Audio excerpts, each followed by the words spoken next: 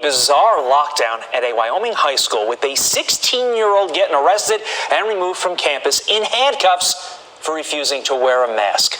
That student, Grace Smith, and her father, Andrew Smith, are with us now. Thanks to the both of you for being here. Grace, first question to you. Describe what happened.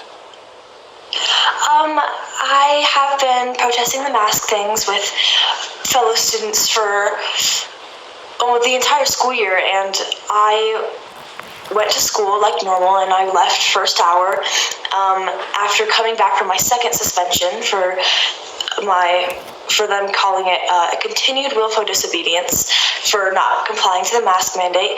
I had previously had one $500 citation, and during first hour, I went down to the front office, and they locked me in the lunchroom before I was even suspended, and then gave me a second $500 citation for trespassing after my suspension, and then proceeded to arrest me after putting the school in lockdown for an hour and a half. Even though I was not a disturbance, I just sat in the lunchroom asking to go back to class. Locked you away for all intents and purposes because you weren't wearing a mask. What's going through your head as this is happening? I thought it was absolutely ridiculous. I wanted to go back to class just so I could learn, and I never thought that they would actually arrest me. It honestly really surprised me to see them put me in cuffs and take me to jail. Wow. Andrew, as a father, how tough is it to see your daughter being treated worse than actual criminals in our country are currently being treated right now? Well, it's appalling, and frankly, we approach this from a perspective of constitutional law. And in the state of Wyoming, the constitutional law is not only designed to protect us as individual citizens of this state, but is also written that the state of Wyoming will step in and act on our behalf.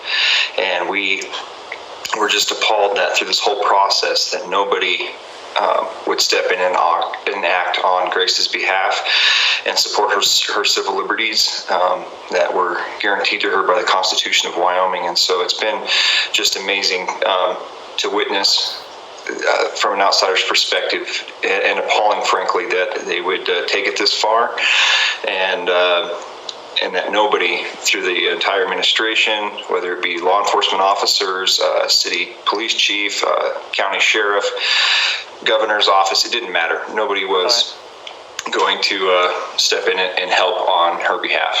Let's continue to view this through the prism of being a dad. Obviously, I've got a very, very young daughter, but I want to keep on this dad theme. What is your reaction to your daughter taking a stand like this?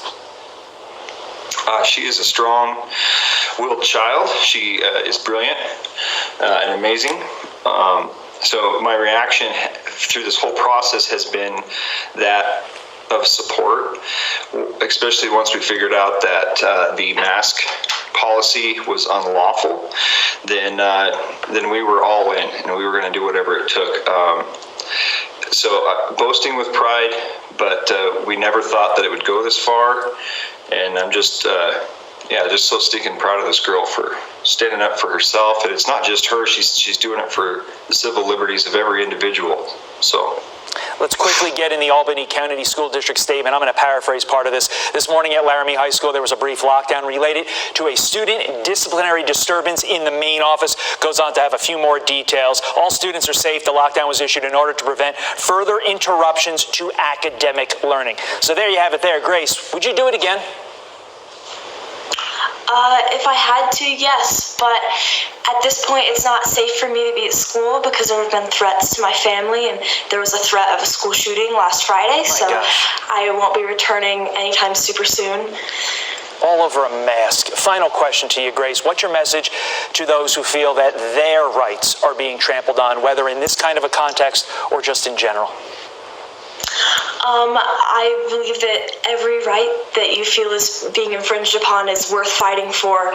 And my dad and I have closed off every meeting with a quote of Benjamin Franklin by saying, "Those who sacrifice a little bit of liberty for a little bit of safety deserve neither liberty nor safety." What the heck are we doing that nice young ladies like yourself are being threatened? You have a gun threat all because you won't wear a mask. You're being locked away.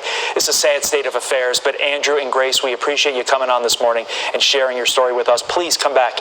Keep us posted. We're curious as to how it's all going to play out. Yes, thanks for having us. Thank you.